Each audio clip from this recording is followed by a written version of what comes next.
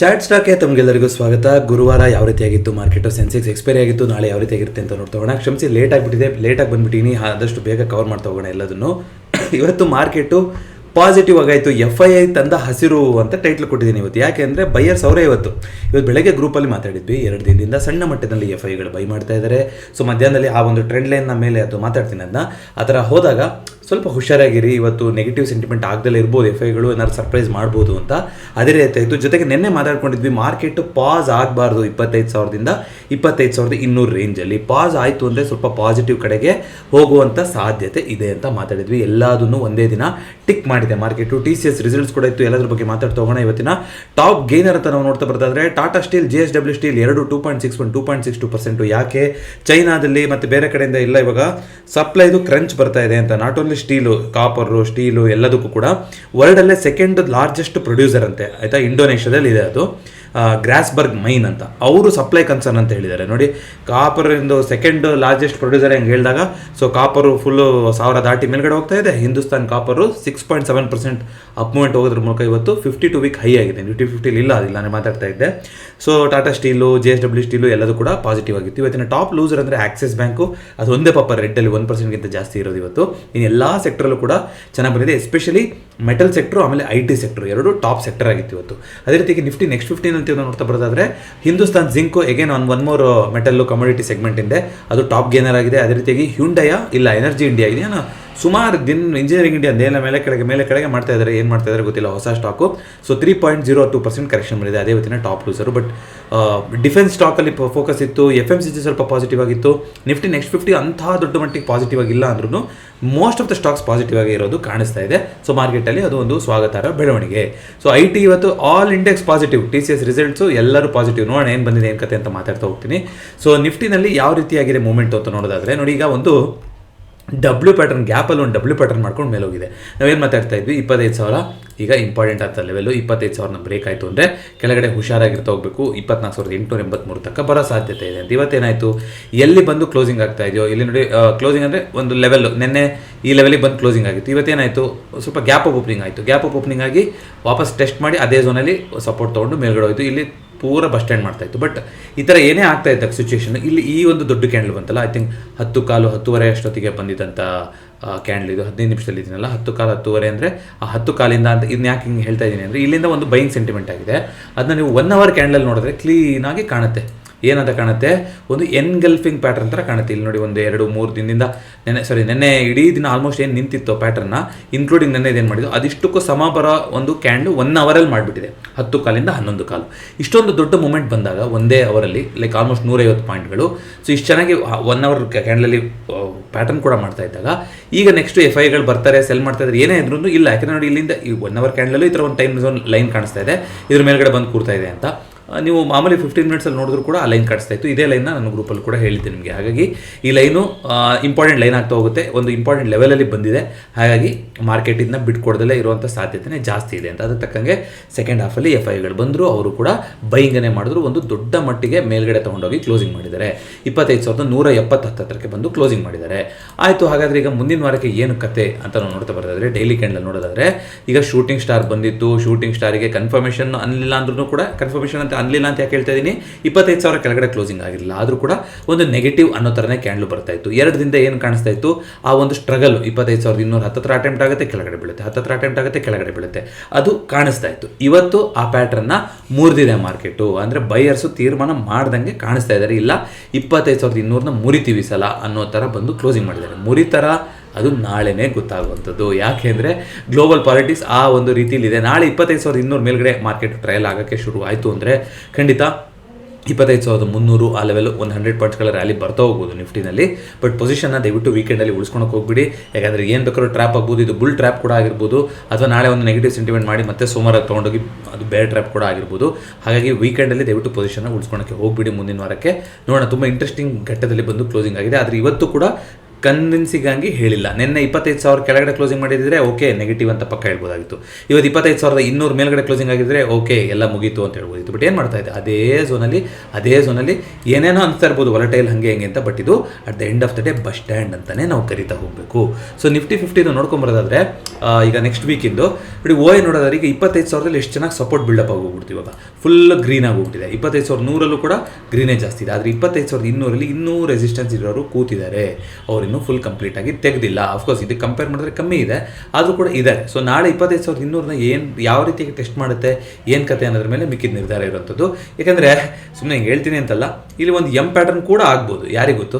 So ಇಲ್ಲಿಗೆ ಹೋಗ್ಬಿಟ್ಟು ಅಲ್ಲಿಂದ ವಾಪಸ್ ಬಂದು ನೆಕ್ಲೈನ್ ತನಕ ಬರೋ ಸಾಧ್ಯತೆಯೂ ಇರುತ್ತೆ. ಅಷ್ಟು ಸುಲಭಕ್ಕೆ ಬಿಟ್ಟು ಕೊಡದಲ್ಲೇ ಇರ್ಬೋದು. ಅವಾಗ ಏನಾಗುತ್ತೆ, ಇದು ಒಂದು ಪ್ಯಾಟರ್ನ್ ಏನೇ ಅಂತ ನಾವು ಮಾತಾಡ್ತಿದ್ರು, at the end of the day ಏನು ಅದೇ ಬಸ್ ಸ್ಟ್ಯಾಂಡ್ ಒಳಗಿನ ಕೆರೆ ದಡ ಅಲ್ವಾ. ಹಾಗಾಗಿ 25,200 ಬಿಟ್ಟು ಮೇಲ್ಗಡೆ ಹೋಗೋ ತನಕ ಇಲ್ಲ ಅವಕಾಶ. ಇಲ್ಲ ಅಂದರೆ ವಾಪಸ್ ಈ ಝೋನ್ ಒಳಗಡೆ ಬಸ್ ಸ್ಟ್ಯಾಂಡ್ ಮಾಡ್ತಾ ಇದೆ ಅಂತ ಎಷ್ಟು ದಿನ ಬೇಕಾದ್ರೂ ಬಸ್ ಸ್ಟ್ಯಾಂಡ್ ಮಾಡ್ಬೋದು. ನಾವು ಶುಕ್ರವಾರನೂ ಕೂಡ ಬಸ್ ಸ್ಟ್ಯಾಂಡ್ ಮಾಡಿಟ್ಕೊಂಡು ಸೋಮವಾರ ಅದಕ್ಕೆ ಉತ್ತರ ಕೊಡ್ಕೊತಾ ಹೋಗ್ಬೋದು, ಏನು ಬೇಕಾದ್ರೂ ಆಗ್ಬೋದು. ಸೊ ಸದ್ಯಕ್ಕೆ 25,000 ಅಂತೂ ಭದ್ರ ಅಂತ ಹೇಳ್ತಾ ಇದೆ ಆಪ್ಷನ್ ಚೈನು. ಯಾಕೆಂದರೆ ಆಲ್ಮೋಸ್ಟ್ 1 to ಡಬಲ್ ಇದೆ ಸಪೋರ್ಟ್ ಬಿಲ್ಡಪ್ ಆಗಿರೋಂಥದ್ದು. ಬಟ್ 25,000 ಇನ್ನೂ ರೆಸಿಸ್ಟೆನ್ಸ್ ಇನ್ನೂ ಹೋಗಿಲ್ಲ. ನೋಡೋಣ ಅದೇನಾಗ್ತಾ ಹೋಗುತ್ತೆ ಅಂತ. ಸೆನ್ಸೆಕ್ಸ್ ನಾನು ಮಾತಾಡ್ತೀನಿ ಅಂತ ಮರ್ತೇ ಹೋಗ್ಬಿಟ್ಟೆ ನೆನೆ. ಸೊ ಇವತ್ತು ಸೆನ್ಸೆಕ್ಸಿಂದು ಬೆಳಗ್ಗೆನೂ ಕೂಡ ಮಾತಾಡ್ಕೊಂಡಿದ್ವಿ. ಅದೇ ರೀತಿ ಆಯಿತು, 82,000 ರೆಸಿಸ್ಟೆನ್ಸ್ ಇದೆ ಅಂತ ಹೇಳಿದ್ವಿ. ಅದಾದ್ಮೇಲೆ ಕೆಳಗಡೆ ಬಂತು, ಆದರೆ ಈ ಝೋನಲ್ಲಿ ಸಪೋರ್ಟ್ ತೊಗೊಂಡು ಆ 10 ಕಾಲ್ ಕ್ಯಾಂಡಲ್ ಅದನ್ನ ಬ್ರೇಕ್ ಆಗಿ ಮೇಲ್ಗಡೆ ಹೋದಾಗ ಇಲ್ಲಿ ದೊಡ್ಡ ಬಸ್ ಸ್ಟ್ಯಾಂಡ್ ಮಾಡಿ ಕೊನೆ ಟೈಮಲ್ಲಿ ಪಾಸಿಟಿವ್ ಆಗಿ ಕ್ಲೋಸಿಂಗ್ ಆಗಿದೆ. 82,000 ಮೇಲ್ಗಡೆ ಕ್ಲೋಸಿಂಗ್ ಮಾಡೋಕ್ಕೆ ಸಾಧ್ಯ ಆಗಿದೆ ಸೆನ್ಸೆಕ್ಸಲ್ಲಿ. ಆಲ್ಮೋಸ್ಟ್ ನಿಫ್ಟಿ ಥರನೇ ನಡೀತಾ ಇರುತ್ತೆ ಇದನ್ನು ಕೂಡ. ಬಟ್ ಲೆವೆಲ್ಸ್ಗಳು ಚೂರು ಆಚೆ ಆಗ್ತಾ ಹೋಗುತ್ತೆ. ಬಟ್ ಇದರಲ್ಲೂ ನೀವು ನೋಡೋದಾದ್ರೆ ಈ ಒಂದು ಏನು ಝೋನ್ ಇದೆ 82,300 350 ಆ ಲೆವೆಲ್ನ ಬಿಟ್ಟು ಮೇಲ್ಗಡೆ ಹೋಗಿಲ್ಲ. ಸೊ ಸೆನ್ಸೆಕ್ಸಲ್ಲಿ ಸ್ವಲ್ಪ ಮೇಲೆ ಇಟ್ಕೋಬೇಕು ಲೆವೆಲ್ನ. ಎಲ್ಲಿ 82,400 ಲೆವೆಲ್ ಇಟ್ಕೋಬೋದು. 400 ಇಂದ 500 ಇದೆಯಲ್ಲ, ಈ 82,400 ಮೇಲ್ಗಡೆ ಯಾವಾಗ ಹೋಗೋಕ್ಕೆ ಸಾಧ್ಯ ಆಗುತ್ತೋ ಸೆನ್ಸೆಕ್ಸ್ಗೆ, ಆಗ ನಾವು ಓಕೆ ಅಂತ ಹೇಳ್ಬೋದು. ಇಲ್ಲ ಅಂದರೆ ಅದರೊಳಗಡೆ ತನಕ ನಾವು ರೆಸಿಸ್ಟೆನ್ಸ್ ಅಂತ ನೋಡ್ಕೋಬೇಕು. 82,200 ಇದು ಓಲ್ಡ್ ಡೇಟ್ ಏನು ಇಷ್ಟೊಂದು ರೆಸಿಸ್ಟೆನ್ಸ್ ತೋರಿಸ್ತಾ ಇದ್ದಿಲ್ಲ ಅಂತ ನೀವು ಅನ್ಕೋಬೋದು. ಇದು ಯಾವುದಾಗಿರುತ್ತೆ, ಇದು ಇವತ್ತಿಂದ ಆಗೋಗಿದೆ. ಇದು ಇನ್ನು ನೆಕ್ಸ್ಟ್ ವೀಕಿಂದ ನಾವು ಹಾಕೊಂತ ಹೋಗ್ಬೇಕು. ಅಂದರೆ ಈಗ 9 ಅಕ್ಟೋಬರ್ದು ಆಗೋಗಿದೆ, ಬರೀ 16 ಅಕ್ಟೋಬರ್ದು ಹಾಕ್ಕೊಂಡು ನೋಡಬೇಕು. 16 ಅಕ್ಟೋಬರ್ದು ಹಾಕೊಂಡು ನೋಡಿದ್ರೆ ನೋಡಿ ಇವಾಗ 82,000 ಸಪೋರ್ಟ್ ಬಿಲ್ಡಪ್ ಆಗಿಬಿಟ್ಟಿದೆ ನೆಕ್ಸ್ಟ್ ವೀಕಿಗೆ ಅಲ್ವಾ. ಆ ರೀತಿಯಾಗಿ ಕ್ಲೋಸಿಂಗ್ ಬಂದಿದೆ. ನೋಡೋಣ ಇದೇನು ಚೇಂಜಸ್ ಆಗುತ್ತೆ ಅಂತ. ಐ ಥಿಂಕ್ ನಿಫ್ಟಿನಲ್ಲೂ ಕೂಡ ಹಾಗಾದರೆ ಇದು ಎಲ್ಲ ಎಕ್ಸ್ಪೈರ್ದು ಸೇರಿಸಿ ತೋರಿಸ್ತಾ ಇದ್ದಾರೆ. ಓಕೆ, ನಮಗೆ ಬರೀ ನೆಕ್ಸ್ಟ್ ಎಕ್ಸ್ಪೈರಿ ಗೊತ್ತಿರಲ್ಲ ನನಗೆ ಈ ಥರ ಇದೆ ಅಂತ ನೋಡಿದ್ರೆ ಒಳ್ಳೇದಾಯಿತು. ಬರೀ ನೆಕ್ಸ್ಟ್ ಎಕ್ಸ್ಪೈರಿದು ಅಂತ ಬೇಕು ಅಂದರೆ ಈ ರೀತಿ ಓಕೆ, ನೆಕ್ಸ್ಟ್ ಎಕ್ಸ್ಪೈರಿಗೆ ಅಂದರೆ ಮಂಗಳವಾರಕ್ಕೆ ಅಂತ ಹಾಕೊಂಡ್ರೂ ಕೂಡ ಅಲ್ಲಿ ಇದೆ. ಓಕೆ, ಇದು ಒಂದು ಇಂಪಾರ್ಟೆಂಟ್ ಸೆಟ್ಟಿಂಗ್. ನಂಗೆ ಗೊತ್ತಿರಲ್ಲ ಇಷ್ಟೊಂದು ಎಕ್ಸ್ಪೈರಿದು ಒಟ್ಟಿಗೆ ಕೊಡ್ತಾರೆ ಅಂತ. ಓಕೆ, ಗುಡ್ ಟು ನೋ, ಅದನ್ನ ನಾನು ಚೆಕ್ ಮಾಡ್ತೀನಿ. ಬಟ್ ಸದ್ಯಕ್ಕೆ 25,200 ಅದೇ ರೀತಿ ಕಾಣಿಸ್ತಾ ಇದೆ. ಬಟ್ ಸೆನ್ಸೆಕ್ಸಲ್ಲಿ ಸಪೋರ್ಟ್ ಚೆನ್ನಾಗಿ ಬಿಲ್ಡಪ್ ಆಗಿದೆ 82,200. ಬಟ್ ಅವ್ರ ಮೇನ್ ರೆಸಿಸ್ಟೆನ್ಸ್ ಇರೋದು ನಾನು ಆಗಲೇ ಹೇಳ್ದಂಗೆ 82,500. ಅಲ್ಲಿ ನೋಡೋಣ ಏನಾಗುತ್ತೆ ಅಂತ. ಸೊ ಇದನ್ನು ಬಿಟ್ಟು ಬ್ಯಾಂಕ್ ನಿಫ್ಟಿ ಅಂತ ನೋಡ್ಕೊಂಬರೋದಾದ್ರೆ, ಬ್ಯಾಂಕ್ ನಿಫ್ಟಿ ವಾಪಸ್ ಆ ಝೋನ್ನ ರೀಕ್ಲೈಮ್ ಮಾಡೋಕ್ಕೆ ಬರ್ತಾ ಇದೆ. ಅಂದರೆ ಯಾವ ಒಂದು ರೆಸಿಸ್ಟೆನ್ಸ್ ಲೆವೆಲ್ನ ಟೆಸ್ಟ್ ಮಾಡಿತ್ತು ಅಲ್ಲಿ ವಾಪಸ್ ಬರ್ತಾ ಇದೆ. ಇದರಲ್ಲೂ ಕೂಡ 56,400 500 ಮೇಲ್ಗಡೆ ಹೋದರೆ ಮಾತ್ರ ಆಗ ನೋಡೋಣಂತೆ. ಅಲ್ಲಿ ತನಕ ಸ್ವಲ್ಪ ವೆಯ್ಟ್ ಆ್ಯಂಡ್ ವಾಚ್ ಇದೆ. ಬಸ್ ಸ್ಟ್ಯಾಂಡೇ, ಯಾಕಂದರೆ ಇಲ್ಲೊಂದು ಗ್ಯಾಪು ಕೂಡ ಇದೆ. ಬಸ್ ಸ್ಟ್ಯಾಂಡ್ ಅಂತಲೇ ನಾವು ನೋಡ್ಕೋಬೇಕು. ಅರ್ಜೆಂಟ್ ಮಾಡ್ಕೊಳೋದು ಬೇಡ. ಯಾವ ಕಡೆ ಯಾರನ್ನು ಟ್ರ್ಯಾಪ್ ಮಾಡ್ತಾರೆ ನೋಡೋಣಂತೆ. ಆಮೇಲೆ ಅದೇ ರೀತಿಯಾಗಿ ಕ್ರೂಡು ಅಟೆಂಡ್ ಮಾಡ್ತು 5,600 ಲೆವೆಲಿಂದ ಮತ್ತೆ ಕೆಳಗಡೆ ಬಂದಿದೆ. ಸೊ ಕ್ರೂಡು ಫ್ಲಾಟ್ ಆಗಿ ನಿಂತಿದೆ. ಕ್ರೂಡ್ ಏನಾದ್ರು ಮೇಲ್ಗಡೆ ಹೋದರೆ ಅದು ಮಾರ್ಕೆಟಿಗೆ ನೆಗೆಟಿವ್ ಆಗಿರುತ್ತೆ. ಹಾಗಾಗಿ ನೀವು ನೋಡ್ತಾ ಇರಬೇಕು. ಇಂಡಿಯಾ ವಿಕ್ಸು ಇವತ್ತು ಸ್ಲ್ಯಾಶ್ ಆಗಿದೆ ತಿರ್ಗಾ. ಅಂದರೆ ಎಲ್ಲ ಅಲ್ಲಲ್ಲೇ ಏನು ಜಾಸ್ತಿ ಬೆಳೆದೇ ಇಲ್ಲ. 10:30 11 ಅಲ್ಲೇ ನಡೀತಾ ಇರುತ್ತೆ. ಸೊ ಅಲ್ಲೇ ಇದೆ ಈಗಲೂ ಕೂಡ 10 ಲೆವೆಲಲ್ಲೇ ಇದೆ. ಬಟ್ ಯಾಕೆ ಈ ಲೆವೆಲಲ್ಲಿ ತುಂಬ ದಿನ ಇರೋದು ಒಳ್ಳೇದಲ್ಲ ಅಂತ ಹೇಳ್ತಾ ಇದ್ದೀನಿ ಅಂದರೆ, ಎನಿ ಟ್ರಿಗರ್ ಪಾಯಿಂಟ್ ಬಂತು ಅಂದರೆ ಮಾರ್ಕೆಟಲ್ಲಿ ವೈಲೆಂಟ್ ರಿಯಾಕ್ಷನ್ ಬರುತ್ತೆ. ಹಾಗಾಗಿ ನೋಡೋಣ ಇಲ್ಲಿ ತನಕ ಅದು ಆ ಥರ ಆಗುತ್ತೆ ಅಂತ. ಗೋಲ್ಡು ಇವತ್ತೇನಾದರೂ ಮಾಡಿದೆಯಾ? ಓಕೆ, ಅಂತೂ ಗೋಲ್ಡಲ್ಲಿ ಅಟ್ಲೀಸ್ಟ್ ಒಂದು ಕರೆಕ್ಷನ್ ಥರ ಬಂದಿದೆ. ಬಟ್ ಇನ್ನೂ ದಿನ ಕ್ಲೋಸಿಂಗ್ ಆಗಿಲ್ಲ. ಏನು ಕರೆಕ್ಷನ್, ನೆನ್ನೆ ಲೋನ ಇನ್ನೂ ಕೂಡ ಬೀಟ್ ಮಾಡಿಲ್ಲ. ನೋಡೋಣ ಇಲ್ಲಿ ತನಕ ಇಷ್ಟು ರ್ಯಾಲಿ ಹಿಂಗೆ ಕಂಟಿನ್ಯೂ ಆಗುತ್ತೆ ಗೋಲ್ಡಲ್ಲಿ ಅಂತ. ನೆನ್ನೆ ಅದೇ ಮಾತಾಡಿದ್ದಲ್ವಾ, ಬಬಲ್ ಬರ್ಸ್ಟ್ ಆಗುತ್ತಾ, ನೀರಿನ ಗುಳ್ಳೆ ಹೊಡೆಯುತ್ತಾ ಅಂತ. ನೋಡೋಣ ಯಾವಾಗ ಏನಾಗುತ್ತೆ, ಏನು ಕತೆ ಅಂತ. ಯಾಕೆಂದರೆ ಏನೂ ಇಲ್ಲ ಇಲ್ಲಿ ಹಿಂದೆ ಮಾತಾಡೋಕ್ಕೆ ಯಾವ ಲೆವೆಲ್ಸು ಇಲ್ಲ. ಯಾವಾಗಲೂ ಬರ್ದಲ್ಲಿ ಯಾರಿಗೂ ಗೊತ್ತಿಲ್ಲ ಏನಾಗುತ್ತೆ ಅಂತ. ಹಿಂದೆ ಯಾವತ್ತೂ ಈ ಜಾಗ ಕಾಲೇ ಇಟ್ಟಿಲ್ಲ ಅಂತ ಒಂದು ಗ್ರೋತ್ನ ಮಾಡಿದೆ. ನೋಡೋಣಂತೆ. ನೋಡಿ ಈ ವರ್ಷ ನಿಫ್ಟಿ 12 ಮಂತ್ ಕ್ಯಾಂಡಲ್ ಹಾಕೊಂಡು ನೋಡೋದಾದರೆ ಹೊಸ ಹೈ ಮಾಡೋಕ್ಕಾಗಿದೆಯಾ ಈ ವರ್ಷ ನಿಫ್ಟಿ? ಇಲ್ಲ, ಡ್ರಾಯಿಂಗ್ ತೆಗೆದುಬಿಡ್ತೀನಿ ಒಂದು ನಿಮಿಷ. ನೋಡಿ ಇದು ತುಂಬ ಒಂದು ರೇರ್ ಸಿನಾರಿಯೋ. ನೀವು ನೋಡ್ಕೊಂಬರೋದಾದ್ರೆ ಯಾವಾಗಿಂದ 2017ರಿಂದ ನೋಡ್ಕೊಂಬನ್ನಿ. 2017ರಿಂದ ಪ್ರತಿ ವರ್ಷ ಒಂದು ಹೊಸ ಹೈನ ಮಾಡಿದೆ ನಿಫ್ಟಿ. ಕಾಣಿಸ್ತಾ ಇದೆ ಇಲ್ಲಿ. 2017 2018ರಲ್ಲಿ ಒಂದು ಹೈ ಮಾಡಿದೆ. 2019ರಲ್ಲಿ ಅದಕ್ಕಿಂತ ಒಂದು ದೊಡ್ಡ ಹೈ ಮಾಡಿದೆ. 2020ರಲ್ಲಿ ಒಂದು ಹೈ ಅಂದರೆ ಏನು, ಆಲ್ ಟೈಮ್ ಹೈಗಳಿವೆಲ್ಲ ಹೊಸ ಸಾರ್ವಕಾಲಿಕ ದಾಖಲೆ. 20ರಲ್ಲಿ ಮಾಡಿದೆ, 21ರಲ್ಲಿ ಮಾಡಿದೆ, 22ರಲ್ಲಿ ಸಣ್ಣದಾಗಿ ಮಾಡಿದೆ ಅಲ್ಲಿ, 22ರಲ್ಲಿ, 23ರಲ್ಲೂ ಒಂದು ಹೈ ಮಾಡಿದೆ, 24ರಲ್ಲೂ ಮಾಡಿದೆ. ಅಂದರೆ ಓವರಾಲ್ ನೋಡ್ತಾ ಬರೋದಾದರೆ ಆಲ್ಮೋಸ್ಟ್ 2017ರಿಂದ ಅಂದರೆ 1 2 3 4 5 6 7 8 ವರ್ಷ ಸತತವಾಗಿ 8 ವರ್ಷದಿಂದ ಈ ವರ್ಷ ನೀವು ಯಾವುದೇ ಆ ಪೀಕಲ್ಲೇ ಇನ್ವೆಸ್ಟ್ ಮಾಡಿರಿ ಆ ವರ್ಷದಲ್ಲಿ, ಅದಕ್ಕಿಂತ ಮೇಲೆ 1 ಪಾಯಿಂಟ್ ಆದರೂ ಮಾಡಿದೆ ನಿಫ್ಟಿ. ಆದರೆ ಈ ವರ್ಷ ಆಗಿಲ್ಲ, ಈ ವರ್ಷ ಮಾಡೋಕ್ಕಾಗಿಲ್ಲ, which is a very first time event ಅಂತ ಹೇಳ್ತಾ ಹೋಗ್ಬೋದು. ಅಂದರೆ ಏನು 26,000 ಮೇಲ್ಗಡೆ ಒಂದು ಹೈ ಮಾಡಿತ್ತಾರ, ಆ ಹೈನ ಬೀಟ್ ಮಾಡಿದ್ದೀವಿ ನಾವು, ಇಲ್ಲ ಮಾಡೋಕ್ಕಾಗೋದಿಲ್ವ ಅನ್ನೋ ಹೇಳ್ತಾ ಇದ್ದೀನ, ಇಲ್ಲ ಯಾಕೆಂದರೆ ಇನ್ನೂ 2 ತಿಂಗಳು 3 ತಿಂಗಳಿದೆ ಗೊತ್ತಿಲ್ಲ, ಆದರೆ ಸದ್ಯಕ್ಕಂತೂ ಮಾಡಿಲ್ಲ. 9 ತಿಂಗಳು ಮುಗ್ದೋಗಿದೆ ಈ ವರ್ಷದ್ದು, ಆದರೆ ಆಲ್ಮೋಸ್ಟ್ 10ನೇ ತಿಂಗಳಲ್ಲಿದ್ದೀವಿ, ಅಕ್ಟೋಬರಲ್ಲಿದ್ದೀವಿ, ಮುಗಿದಿಲ್ಲ. ಸೊ ನೋಡೋಣ ಈ ವರ್ಷ ಮಾಡುತ್ತಾ ಅಥವಾ ಟಿಪಿಕಲ್ ಒಂದು ಇಂಟರ್ನಲ್ ಕ್ಯಾಂಡಲ್ ವರ್ಷ ಆಗೇ ಮುಗಿಯುತ್ತಾ ಅಂತ. ಆ ಥರ ಆಯಿತು ಅಂದರೆ ಹಿಸ್ಟಾರಿಕಲಿ ಆಗಿರುವಂಥದ್ದು ಉದಾಹರಣೆಗಳು ನೀವು ನೋಡ್ತಾ ಬರೋದಾದರೆ, ಈ ಥರ ಒಂದು ಸಲ ಇಂಟರ್ನಲ್ ಕ್ಯಾಂಡಲ್ ಮಾಡೋಕ್ಕೆ ಹೋಯ್ತು 12 ಮಂತ್ಸಲ್ಲಿ ಅಂದರೆ ನೋಡಿ, ಅದು 4-5 ವರ್ಷ 6 ವರ್ಷ ತನಕ ನಿಂತಿರೋ ಉದಾಹರಣೆ ಇದೆ. ಹೆದರ್ಸಕ್ಕೆ ಹೇಳ್ತಾ ಇಲ್ಲ, ಇನ್ವೆಸ್ಟರ್ಸಿಗೆ ಪೇಷನ್ಸು ಬೇಕಾಗ್ಬೋದು ಅಂತ ಹೇಳ್ತಾ ಇದ್ದೀನಿ. ಅಂದರೆ ನಮ್ಮ ನಿಫ್ಟಿ ಹಿಸ್ಟ್ರಿ ನೋಡೋದಾದರೆ 8 ವರ್ಷದಿಂದ ಸೂಪರಾಗಿರೋ ರ್ಯಾಲಿ ಆಗೋಗಿದೆ. ನಿಮ್ಗೆ ಹೇಳ್ಬೋದು, ಕೆಲವರು 14,000ಕ್ಕೆ ಬಂದೇ ಬರುತ್ತೆ, ಪಕ್ಕಾ ಬರುತ್ತೆ ಅಂತ ಹೇಳೋರು ಒಂದು ಅರ್ಧ ಜನ ಇರ್ತಾರೆ.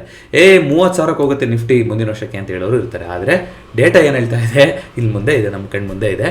8 ವರ್ಷದಲ್ಲಿ ಸತತವಾಗಿ ರ್ಯಾಲಿ ಆಗಿದೆ. ಒಂದು ಬಸ್ ಸ್ಟ್ಯಾಂಡ್ ಆಗುವಂಥ ಆಪರ್ಚುನಿಟಿ ಇದೆಯಾ? ಆಗ್ಬೋದಾ? ಆಗಬೇಕಾ? ನೀವು ಹೇಳಿ. ಯಾಕೆಂದರೆ ಕಂಟಿನ್ಯೂಸ್ ಆಗಿ ರ್ಯಾಲಿ ಮೇಲ್ಗಡೆ ಹೋಗ್ತಾ ಇದ್ರೆ ಅದರಲ್ಲಿ ಕಾನ್ಫಿಡೆನ್ಸ್ ಇರುತ್ತಾ, ನಿಂತು ಹೋಗ್ತಾ ಇದ್ರೆ ಕಾನ್ಫಿಡೆನ್ಸ್ ಇರುತ್ತಾ?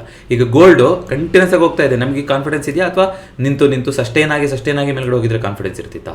ಸೇಮ್ ಅನಾಲಜಿ ಇಲ್ಲೂ ಕೂಡ ವರ್ಕ್ ಆಗುತ್ತೆ. ಬಟ್ ಇದು year on year chart, 12 months chart, ಹಾಗಾಗಿ ಇಂಟ್ರೆಸ್ಟಿಂಗ್ ಅಂತ ಅನಿಸ್ತು ಇದು. ಯಾಕೆ ಇನ್ನು ಹೇಳಕ್ಕೆ ಬರ್ತದೆ ಅಂತಂದರೆ, ಚೈನಾದ ಇವತ್ತಿನ ಇಂಡೆಕ್ಸ್ ನೀವು ನೋಡ್ತಾ ಬರೋದಾದರೆ 10 ವರ್ಷದಲ್ಲೇ ಮಾಡದೇ ಇರೋಂಥ ಹೈಗೆ ಹೋಗಿದೆ. ಯಾವುದು? ಶಾಂಘೈ ಇಂಡೆಕ್ಸು ಚೈನಾದು. ಯಾವ ಲೆವೆಲ್ ಅಂತಂದರೆ ಅವ್ರದ್ದು ಇಲ್ಲ, ನಾನು ನೋಡ್ತಾ ಇದ್ದೆ ಯಾವಾಗಲೇ ಚೈನಾದು 10, ಯಾಕೆಂದರೆ ನಾವು ಚೈನಾದಲ್ಲೆಲ್ಲ ಇನ್ವೆಸ್ಟ್ ಮಾಡೋದಿಲ್ಲ ಏನಿಲ್ಲ, ಆದರೆ ಶಾಂಘೈ ಕಾಂಪೋಸಿಟ್ಟು 1.32% ರೈಸ್ ಆಗಿ ಇವಾಗ 3934 ಲೆವೆಲ್ಗೆ ಹೋಗಿದೆ. ಇದು 10 ವರ್ಷದಲ್ಲೇ ಹೈಯೆಸ್ಟ್ ಚೈನಾ ಮಾರ್ಕೆಟ್ ಮಾಡಿರುವಂಥದ್ದು, 10 ಇಯರಲ್ಲಿ ಹೈಯೆಸ್ಟ್. ಅಂದರೆ ಅಷ್ಟು ಕನ್ಸಲ್ಟೇಟ್ ಆಗಿತ್ತು ಅಂತ. ಸೊ ನೋಡೋಣಂತೆ, ಆ ಥರ ಕನ್ಸಲ್ಟೇಟ್ ಆಗೋವಂಥದ್ದು ವೆರಿ ವೆರಿ ಇಂಪಾರ್ಟೆಂಟ್. ಚೈನಾ ನೋಡಿ ಸಿಗುತ್ತಾ ಇಲ್ಲ ನೋಡ್ಬೋಣ. ಹಂಗಾದ್ರೆ ಶಾಂಘೈ ಕಾಂಪೋಸಿಟ್ ಅದು ಒಂದು ಮುಗಿಸ್ಕೊಂಬೋಣ, ಯಾಕಲ್ವಾ? ಶಾಂಘೈ ಕಾಂಪೋಸಿಟ್, ಅದು ಏನದು? ಶಾಂಘೈ CGHA ಶಾಂಘೈ ಕಾಂಪೋಸಿಟ್ ನೋಡೋಣ ಸಿಗುತ್ತಾ ಅಂತ. ಶಾಂಘೈ ಕಾಂಪೋಸಿಟ್ ಇಂಡೆಕ್ಸ್ ಇದು ಯಾವುದೋ ಬೇರೆ ಅಂತ ಕಾಣುತ್ತೆ ನನಗೆ, ಬಟ್ ನೋಡೋಣ ಇದೇನಾ ಅಂತ. ಇಲ್ಲ, ಇದು total return index. But Shanghai composite index ಸಿಗಬೇಕು ನಮಗೆ, ಸಿಗುತ್ತಾ ಇರಬೇಕು, ಎಲ್ಲದೂ ಇರುತ್ತೆ ಇದರಲ್ಲಿ. ಅದರಲ್ಲಿ ಟ್ರೇಡಿಂಗ್ ವ್ಯೂನಲ್ಲಿ ಶಾಂಘೈ ಕಾಂಪೋಸಿಟ್ ನಾನು ಗ್ಲೋಬಲ್ ಮಾರ್ಕೆಟು ಎನೇಬಲ್ ಮಾಡ್ಕೊಂಡಿದ್ದೀನಿ. ಬಟ್ ಯಾವ್ದು ನೋಡಲ್ವಲ್ಲ ಯಾವುದು ಅಂತ ಹೆಂಗೆ ಕಂಡುಹಿಡಿಯೋದು ಕಷ್ಟ ಇದರಲ್ಲಿ, ಯಾವ್ದು ಕರೆಕ್ಟಾಗಿರೋದು ಅಂತ. ಬಟ್ ನೀವು ಆ ಚಾರ್ಟ್ ನೋಡಿದ್ರೆ ಸ್ವಲ್ಪ ಒಳ್ಳೆಯದು ಅಂತ ಅನ್ಸುತ್ತೆ ನನಗೆ. ಯಾಕೆಂದರೆ ಯಾವ ರೀತಿಯಾಗಿರುತ್ತೆ ಲಾಂಗ್ ಟರ್ಮಲ್ಲಿ ರಿಸಲ್ಟ್ ಬಂದಿರೋದು ಅನ್ನೋದು ಒಂದು ಐಡಿಯಾ ಬರುತ್ತೆ. ಬಟ್ ಟೋಟಲ್ ಕಾಂಪೋಸಿಟ್ ರಿಟರ್ನ್ಸು ಅದೇ ಥರ ಇರುತ್ತೆ ಅನ್ಸುತ್ತೆ ಆಲ್ಮೋಸ್ಟು. ಅಂದರೆ ಆ ರೀತಿಯಾಗಿ ಬಿಹೇವಿಯರ್ ಕೊಟ್ಟಿದೆಯಾ ಗೊತ್ತಿಲ್ಲ ನನಗಿಲ್ಲ, ಇದು ಬೇರೆ ಥರನೇ ಇದೆ ಬಿಡಿ. ಅದು ನೋಡ್ಬಿಟ್ಟು ಹೇಳ್ತೀನಿ, ನಾಳೆ ವೀಡಿಯೋ ಅಷ್ಟೊತ್ತಿಗೆ ಕವರ್ ಮಾಡೋಕ್ಕೆ ಟ್ರೈ ಮಾಡ್ತೀನಿ ಅದನ್ನ. ಸೊ ಅದೇ ರೀತಿಯಾಗಿ ಕ್ರೂಡ್ ಆಯಿತು, ಇಂಡಿಯಾ ವಿಕ್ಸ್ ಆಯಿತು, ಗೋಲ್ಡ್ ಆಯಿತು, ಸಿಲ್ವರು ಸಿಲ್ವರ್ ಸಿಕ್ಕಾಪಟ್ಟೆ ವಾಲಟೈಲ್ ಕ್ಯಾಂಡಲ್ ಮಾಡಿಬಿಟ್ಟಿದೆಯಲ್ಲ ಇವತ್ತು. ಏನು ಕತೆ ಇಷ್ಟೊಂದು ದೊಡ್ಡದಾಗಿ 1,44,000ದಿಂದ 1,53,000 ಒಂದು ದಿನದಲ್ಲಿ ಇಷ್ಟೊಂದು ಮೂಮೆಂಟಾ? ಏನಾಗ್ತಾ ಇದೆ ಸಿಲ್ವರಲ್ಲಿ ಗೊತ್ತಿಲ್ಲ ನೋಡಿ. ಎಲ್ಲಿಂದ ಎಲ್ಲಿಗೆ 1,44,000ದಿಂದ 1,53,000, ಆಲ್ಮೋಸ್ಟ್ 9,000 ಪಾಯಿಂಟ್. ಯಾರಾದರೂ ಬೆಳ್ಳಿ ತೊಗೋಬೇಕು ಅಂತ ಹೇಳ್ಬಿಟ್ಟು ಜ್ಯುವೆಲರಿ ಅಂಗಡಿಗೆ ಹೋದರೆ ಹೆಂಗೆ ಇವಾಗ ಎವ್ರಿ 1 ಅವರ್ ಅಪ್ಡೇಟ್ ಮಾಡ್ತೀವಿ ಅಂತ ಹೇಳ್ತಾರೆ ಅವರು. ಬಟ್ ಎಷ್ಟು ವಾಲಟೈಲ್ ಆಗಿದೆ ನೋಡಿ ಇವತ್ತು, 9,000 ಆಚೆ ಆಗಿದೆ 1 kg ಸಿಲ್ವರಿಗೆ. ಕಾಪರ್ ಯಾರು ಹಿಡಿಯೋರಿಲ್ಲ ಇವಾಗ, ಏಕೆಂದರೆ ಈಗ ಸಪ್ಲೈ ಬೇರೆ ಇಲ್ಲ ಅಂತ ಹೇಳ್ತಾ ಇದ್ದಾರೆ. 1020 ಕಂಟಿನ್ಯೂಸ್ ಆಗಿ ಮೇಲ್ಗಡೆ ಹೋಗ್ತಾರೆ. ನಾನು ಅದಕ್ಕೆ ಹೇಳುವಂಥದ್ದು, ಯಾವಾಗ ಒಂದು ಲಾಂಗ್ ಟೈಮಲ್ಲಿ ಒಂದೇ ರೇಂಜಲ್ಲಿದ್ದು ಕನ್ಸಾಲಿಡೇಟ್ ಆಗಿ ಅದನ್ನ ಬ್ರೇಕ್ಔಟ್ ಆಗುತ್ತಲ್ಲ ನೋಡಿ, 2024ರಿಂದ ಇಲ್ಲೇ ಓಡಾಡ್ತಾ ಇತ್ತು, ಈಗ ಒಳ್ಳೆ ರೇಂಜಲ್ಲಿ ಬ್ರೇಕ್ಔಟ್ ಆಗಿದೆ. ಹಾಗೆ ಕನ್ಸಾಲಿಡೇಷನ್ ಬೇಕು ಮಾರ್ಕೆಟಿಗೆ. ನಿಫ್ಟಿನಲ್ಲಿ 1 ವರ್ಷದಿಂದ 0% ರಿಟರ್ನ್ ಹಂಗೆ ಹಿಂಗೆ ಅಂತೆಲ್ಲ ಹೇಳ್ಬೋದು ನೀವು, ಆದರೆ ಆ ಕನ್ಸಾಲಿಡೇಷನ್ ಇದ್ದರೆ ಅದ್ರ ನೆಕ್ಸ್ಟ್ ಬರುವಂಥ ಮೂಮೆಂಟು ನೋಡಲಿಕ್ಕೆ ಸಾಧ್ಯ. ಹಾಗಾಗಿ ಕನ್ಸಾಲಿಡೇಷನ್ ಈಸ್ ಆಲ್ವೇಸ್ ವೆಲ್ಕಮ್ ಮಾರ್ಕೆಟಲ್ಲಿ. ಸೊ ಇದನ್ನು ಬಿಟ್ಟು ಯಾವುದೂ ಇದನ್ನು ಮಾತಾಡ್ತಾನೆ ಇಲ್ಲ ನಾವು. ನ್ಯಾಚುರಲ್ ಗ್ಯಾಸು ಅದು ಕೂಡ ಇವಾಗ ಒಳ್ಳೆ ರ್ಯಾಲಿ ಆಗಿರಬೇಕು. ನ್ಯಾಚುರಲ್ ಗ್ಯಾಸು ನೋಡ್ಕೊಂಬರೋಣ ಏನಾಗಿದೆ ಅಂತ. ನ್ಯಾಚುರಲ್ ಗ್ಯಾಸಲ್ಲಿ ಕರೆಕ್ಷನ್ ಆಗಿಬಿಟ್ಟಿದೆ. Okay, interesting. ನ್ಯಾಚುರಲ್ ಗ್ಯಾಸು 300 ಮೇಲ್ಗಡೆ ಹೋಗ್ತಾ ಇತ್ತು. ನಾನು ಓಕೆ ಈ ಸಲ ಬ್ರೇಕ್ ಮಾಡ್ತಾರೆ ಅಂತ ಅನ್ಕೊತಾ ಇದ್ದೆ, ಆದರೆ ಕರೆಕ್ಷನ್ ಆಗಿದೆ. ತುಂಬ ವೊಲಟೈಲ್ ಆಗಿರುತ್ತೆ ಇದೆಲ್ಲ. ಬಟ್ ಇಲ್ಲಿ ನೋಡಿ, ಯಾಕೆ ನ್ಯಾಚುರಲ್ ಗ್ಯಾಸ್ ಅಷ್ಟೊಂದು ವೊಲಟೈಲ್ ಆಗುತ್ತೆ ಅಂದರೆ, ಈ US ಅಲ್ಲಿ ವೆದರ್ ಪ್ರಿಡಿಕ್ಷನ್ಸ್ ಬರುತ್ತಲ್ಲ, ಅದ್ರ ಮೇಲೆ ಸುಮಾರು ಡಿಮ್ಯಾಂಡ್ ಬೀಳ್ತಾ ಹೋಗುತ್ತೆ ಇವ್ರದ್ದು. ಯಾಕೆಂದರೆ ಅಲ್ಲಿ ಗ್ಯಾಸ್ ತುಂಬ ಉಪಯೋಗಿಸ್ತಾರೆ. ಈಗ ಸಿಕ್ಕಾಪಟ್ಟೆ -40 -50 ಈ ಥರ ಎಲ್ಲ ಇರುತ್ತಲ್ವ, ಅವರು ಮನೆಯೊಳಗೆ ಹೀಟರು ಇದಕ್ಕೆಲ್ಲದಕ್ಕೂ ಗ್ಯಾಸ್ ಯೂಸ್ ಮಾಡ್ತಾರೆ ಅವರು. ಆಮೇಲೆ ಗಾಡಿಗಳು ಎಲ್ಲದಕ್ಕೂ ಸೇರಿಸಿ. ಸೊ ನ್ಯಾಚುರಲ್ ಗ್ಯಾಸು ಅಲ್ಲಿ ವೆದರ್ ಚೆನ್ನಾಗಿ ಚಳಿ ಇದೆ ಆ ಥರ ಬರ್ತಿದೆ ಅಂದರೆ ಡಿಮ್ಯಾಂಡ್ ಜಾಸ್ತಿ ಬರ್ಬೋದು ಅಂತ ಹೋಗುತ್ತೆ. ಏನಾದ್ರು ಅಪ್ಪಿತಪ್ಪಿ ವೆದರ್ ಫೋರ್ಕಾಸ್ಟ್ ಈ ಸಲ ಲಾಸ್ಟ್ ಇಯರ್ ಅಷ್ಟು ಚಳಿ ಇರೋದಿಲ್ಲ, ಹಂಗೆ ಬಂದ್ಬಿಡ್ತು ಅಂದರೆ ಅಷ್ಟೇ ಸಾಕು, ಅದೊಂದು ಟ್ರಿಗರ್ ಪಾಯಿಂಟ್ ಆಗ್ತಾ ಹೋಗುತ್ತೆ. ಬಟ್ ಇಲ್ಲೊಂದು ಗ್ಯಾಪ್ ಇದೆ, ನೋಡೋಣ ಗ್ಯಾಪನ್ನು ಫಿಲ್ ಮಾಡ್ಕೊಂಡು ಮತ್ತೆ ಮೇಲೆ ಹೋಗುತ್ತಾ ಏನು ಮಾಡುತ್ತೆ ಅಂತ. ಬಟ್ ನ್ಯಾಚುರಲ್ ಗ್ಯಾಸು, ಕ್ರೂಡು ಎಲ್ಲದರಲ್ಲೂ ಕೂಡ ಲಾಂಗ್ ಟರ್ಮಲ್ಲಿ ನಾನು ಪಾಸಿಟಿವ್ ಆಗೇ ಇದ್ದೀನಿ. ಆದರೆ ಪಾಸಿಟಿವ್ ಆಗಿದ್ದರೆ ಅದು ಮಾರ್ಕೆಟಿಗೆ ಮಾರಕ. ನೋಡೋಣ ಯಾವಾಗ ಏನೇನು ರೀತಿ ಚೇಂಜಸ್ ಆಗ್ತಾ ಹೋಗುತ್ತೆ ಅಂತ. ಇದನ್ನು ಬಿಟ್ಟು ಸ್ಪೆಸಿಫಿಕ್ ಆಗಿ ನ್ಯೂಸ್ ಅಂತ ಹೇಳಿದರೆ TCS ಅಲ್ವಾ, TCS ರಿಸಲ್ಟ್ಸು ಕ್ವಾರ್ಟರ್ ನೋಡೋದಾದರೆ 5% ಡೌನ್ ಆಗಿದೆ TCS ರಿಸಲ್ಟ್ಸು. ಅಂದರೆ ಲಾಸ್ಟ್ ಇಯರು ಇದೇ ಕ್ವಾರ್ಟರ್ಲಿ ಎಷ್ಟು ಪ್ರಾಫಿಟ್ ಮಾಡಿದ್ರು ವರ್ಸಸ್ ಈ ವರ್ಷದ್ದು ಅಂತ ನೋಡೋದಾದರೆ, ಲಾಸ್ಟ್ ಇಯರ್ದು ಈ ವರ್ಷದ್ದು ಕಂಪೇರ್ ಮಾಡಿದ್ರೆ ಇಯರ್ ಆನ್ ಇಯರ್ ಕಂಪೇರ್ ಮಾಡಿದ್ರೆ 1.3% ಚೆನ್ನಾಗೇ ಮಾಡಿದ್ದಾರೆ ಈ ಕ್ವಾರ್ಟರ್. ಲಾಸ್ಟ್ ಕ್ವಾರ್ಟರ್ ಕಂಪೇರ್ ಮಾಡಿದ್ರೆ, ಲಾಸ್ಟ್ ಇಯರಿನ Q2 ಕಂಪೇರ್ ಮಾಡಿದ್ರೆ. ಆದರೆ ಈ ವರ್ಷದ Q1ಗೂ ಈಗ Q2ಗೂ ಕಂಪೇರ್ ಮಾಡೋದಾದರೆ ಲಾಸ್ಟ್ ಕ್ವಾರ್ಟರ್ ಚೆನ್ನಾಗಿತ್ತು. ಈ ಕ್ವಾರ್ಟರ್ಲಿ ಇನ್ನೂ 5.3% ಪ್ರಾಫಿಟ್ ಡೌನ್ ಆಗಿದೆ. ಆದರೆ ಬರೀ ಸೆಪ್ಟೆಂಬರ್ ಕ್ವಾರ್ಟ್ರಲ್ಲಿ, ಈಗ ಏನು Q2 ರಿಸಲ್ಟ್ಸ್ ಬಂತಲ್ಲ, ಈ ಕ್ವಾರ್ಟರ್ಲಿ $10 ಬಿಲಿಯನ್ ಡೀಲ್ ಆಗಿದೆ TCSಗೆ, ಪ್ರಾಜೆಕ್ಟ್ಗಳು ಸಿಕ್ಕಿದೆ ಅಂತ ಬಂದಿದೆ. ಈ ಕಾರಣದಿಂದಾಗಿ ರೆವೆನ್ಯೂ ಚೆನ್ನಾಗಿತ್ತು. ರೆವೆನ್ಯೂ 2.3% ಇನ್ಕ್ರೀಸ್ ಆಗಿದೆ year on year. Quarter on quarter ಕೂಡ 3.7%. ಬಟ್ ರೆವೆನ್ಯೂ ಬಂದಿದೆ, ಮಾತ್ರ ಪ್ರಾಫಿಟ್ ಇರುತ್ತಾ? ಇಲ್ಲ. ನೋಡಿ, ಪ್ರಾಫಿಟ್ ಯಾಕಾಗುತ್ತೆ ಅಂದರೆ ಇವರು ಎಷ್ಟು ಒಪ್ಕೊಂಡಿದ್ದಾರೆ, ಏನೇನು ಎಂಪ್ಲಾಯಿ ಕಾಸ್ಟ್ ಇದೆ, ಇವಾಗ ಸೆವರೆನ್ಸು ಜನನ ಬಿಟ್ಟು ಕಳಿಸ್ತಾ ಇದ್ದಾರೆ, ಅದೆಲ್ಲ ದುಡ್ಡು ಎಲ್ಲ ಕಳೆದು ಮಾಡಿ ಉಳಿಯುತ್ತಲ್ಲ, ಅದು ಪ್ರಾಫಿಟ್ಟು. ಹಾಗಾಗಿ ಅದು ಕಮ್ಮಿನೇ ಆಗಿದೆ ಅಂತ ಬಂದಿತ್ತು. ಸೊ ಅದನ್ನು ಬಿಟ್ಟು ಮೆಟಲ್ಲು ಇದ್ರದ್ದೆಲ್ಲ ಸಪ್ಲೈ ಕನ್ಸರ್ನ್ಸ್ನ ನಾವು ಆಲ್ರೆಡಿ ಮಾತಾಡಿದ್ದೀವಿ. L&T ಇನ್ಫ್ರಾಸ್ಟ್ರಕ್ಚರ್ ಜೈಂಟ್ ಏನೇನೆಲ್ಲ ಕಟ್ಟಿಲ್ಲ, ಅವ್ರಿಗೆ ಒಂದಲ್ಲ ಒಂದು ಸಿಗ್ತಾನೆ ಇದೆ. ಇವಾಗ 15,000 ಕೋಟಿ ಆರ್ಡರ್ ಸಿಕ್ಕಿದೆ. ಸೊ 1.6% ಮೇಲ್ಗಡೆ ಇಟ್ಬಿನ ಲಾಂಗ್ ಟೈಮ್.